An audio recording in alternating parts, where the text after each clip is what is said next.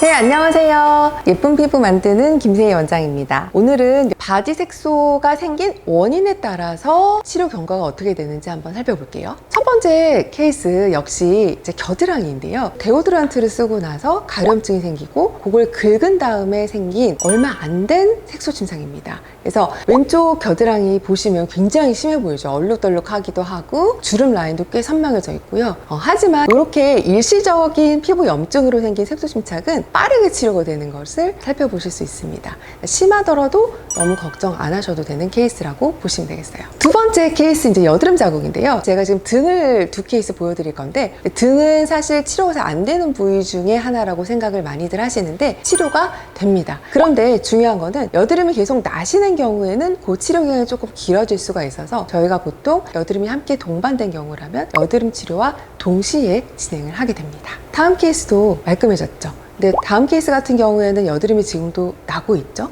어떤 부분은 염증이 있기도 하고 붉은 부분도 있고 검은 부분도 있고 이러한 부분들을 여드름 염증 치료와 동시에 진행해서 오른쪽처럼 치료할 수 있습니다.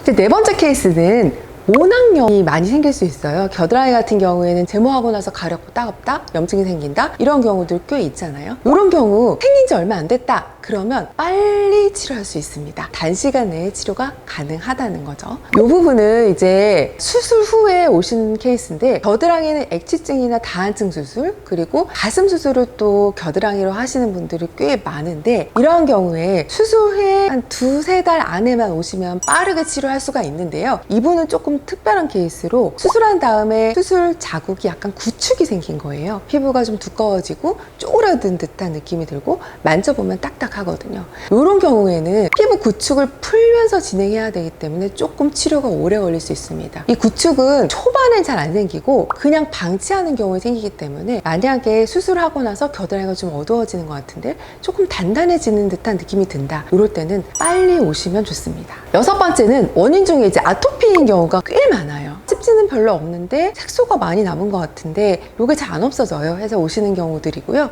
이 부분 같은 경우에는 아토피는 보통은 뭐 5년에서 10년 넘게 이제 앓고 오시기 때문에 색소 깊이라든지 양이 꽤 많은 편입니다. 그리고 아토피는 사진에서 보시는 것처럼 피부결도 조금 두꺼워져 있죠. 이걸 태전화라고 하는데, 이것 때문에 초반에 색소 레이저의 침투율이 조금 낮아질 수 있어서 아토피로 인한 색소 침착 안 내는 건 아닌데 치료 기간이 꽤 걸리실 수 있다는 거 참고해 주세요. 아토피 색소 침착 중에 목 부분도 꽤 많죠. 이 부분 같은 경우에는 지금 습진도 아직 다 낫지 않은 상태죠. 그리고 목 주름 라인도 색소가 이제 많은 편이고, 이런 경우는 저희가 아토피 치료와 동시에 이제 진행을 하게 되는데, 색소 레이저 자체가 정말 다행이게도 아토피도 함께 좋아지는 경우가 많아요. 그래서 아토피가 좀 너무 심하지 않고 어느 정도는 좀 컨트롤 됐다면 색소 침착 치료와 동시에 치료가 되니까 훨씬 좋은 효과를 보실 수 있다는 거, 이 부분도 한번 유념해 주세요. 아토피가 있으면 다리 같은 경우에 이렇게 화폐상 습진도 꽤 많이 생겨요.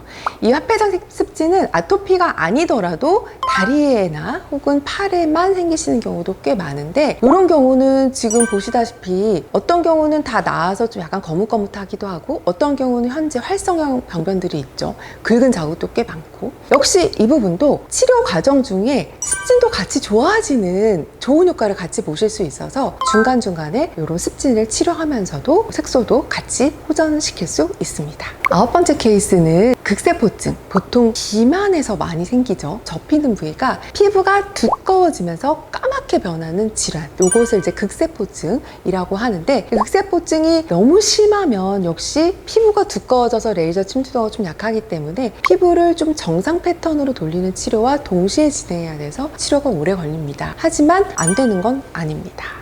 그 이외에 치료가 아예 잘 안 되는 경우도 있어요. 이런 경우는 몇 가지 살펴보면, 첫 번째는 지방 흡입을 하고 나서 멍이 들었던 자국, 얼룩덜룩하게 뭔가 연하게 갈색 반점으로 이런 식으로 보이는 애들은 효과가 좀 적습니다. 지방 흡입하신 자국, 흉터, 이런 것들은 어느 정도 되는데요. 멍든 이후에 생긴 색소 침착들, 치료 효과가 좀 적으실 수 있고요. 두 번째는 팔이라든지 뭐 다리, 허벅지 같은데 모공각화증 있으신 경우 있죠. 닭살이라고 해서 좀 튀어나오고 거칠거칠한 부분, 이 부분을 또 막 떼수건으로 밀거나 스크럽하면서 더 색소가 까매져서 오시는 경우도 꽤 많은데, 이 모공각화증은 사실 유전질환이기 때문에 색소를 치료해도 또 생길 가능성이 없진 않습니다. 그래서 치료를 하면서도 모공각화증을 또 연화시키는 약도 함께 발라야 돼서 치료가 또 오래 걸리고 잘 되지 않는 편이니까 알고 계시고요. 그리고 최근에 가끔 오시는 경우 많은데 릴흑색증이라고 해서 아직까지 특정한 원인이 잘 밝혀지지 않은 색소 침착입니다. 그래서 치료가 좀 어려우실 수 있다는 거 유념해 주세요. 자, 오늘은 바디 색소의 부위별, 또 원인별, 또 치료 기간별 치료 사례를 살펴보았는데요. 바디 색소 치료 전에 나는 어떤 경우에 해당하는지 확인하고 또 치료 기간 등을 고려한 후에 치료 계획을 세워보시면 좋을 듯 합니다. 많은 분들이 색소 색이 진하면 치료 기간이 길 거라고 생각하는데 꼭 그렇진 않다는 점. 다소 시간이 다양하게 소요되지만 이것이 절대적인 기준은 아니라는 거. 중요한 포인트입니다. 색소가 생긴 기간이나 색소가 생긴 원인, 또 색소가 생긴 부위가 오히려 치료 기간에 영향을 더 많이 미칩니다. 바디 색소로 고민인 분들에게 오늘 영상이 도움이 되셨기를 바라고요. 지금까지 예쁜 피부 만드는 김세희 원장이었습니다. 감사합니다.